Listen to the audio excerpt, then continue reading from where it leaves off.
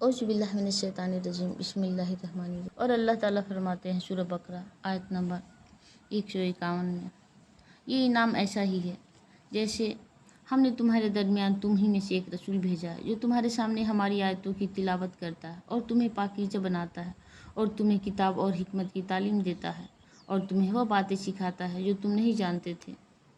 اللہ پاک فرماتے ہیں سورہ بقرہ آیت نمبر 151 میں کہ اللہ تعالیٰ ہمارے درمیان ایک رسول بھیجے ہیں جو ہمیں اللہ کی آیتوں کو تلاوت کرتے ہیں، اللہ کی آیتوں کو بیان کرتے ہیں اور ہمیں پاکیزہ بناتے ہیں، ہمیں صحیح ڈھنگ سے زندگی گزارنے کا طریقہ سکھاتے ہیں، کتاب اور حکمت کی تعلیم دیتے ہیں اور ہمیں وہ باتیں سکھاتے ہیں جو ہم نہیں جانتے تھے، جو ہمیں نہیں معلوم تھا، وہ ساری باتیں ہمیں سکھاتے ہیں۔ اللہ تعالیٰ یہاں یہ فرماتے ہیں کہ اللہ پاک نے ہم ہی میں سے ہمارے پاس ایک رسول بھیجا ہے، ہمارے ہی جیسے ایک رسول بھیجا ہے جن کی باتوں پہ ہمیں چلنا ہے، جن کے حکم کو ہمیں فالو کرنا ہے، جن کے حکم کے مطابق سارے انسانوں کو عمل کرنا ہے، سارے انسانوں کو اس پہ چلنا ہے اور اللہ کے حکم کے مطابق زندگی گزارنی ہے۔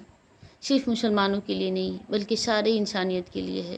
نبی صلی اللہ علیہ وسلم کے ذریعے ہم تک یہ حکم پہنچا ہے، اللہ کے حکم کے مطابق زندگی گزار اور اللہ کے رسول کے فرمان کے مطابق اپنی زندگی گزاریں۔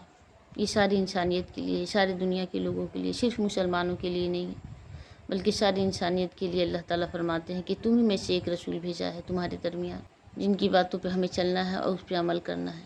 اللہ تعالیٰ نے نبی صلی اللہ علیہ وسلم کے ذریعے اپنی آیتوں کو ہم تک پہنچایا ہے، اپنی حکم کو ہم تک پہنچایا ہے، کیسے ہمیں زندگی گزارنی ہے، کیسے ہمیں دنیا میں رہنا ہے۔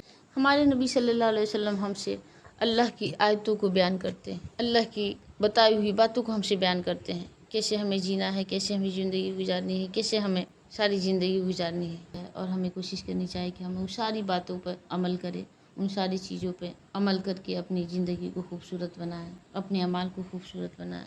السلام علیکم ورحمۃ اللہ وبرکاتہ۔ جزاک اللہ خیرا کثیرا، دعا میں یاد رکھیں۔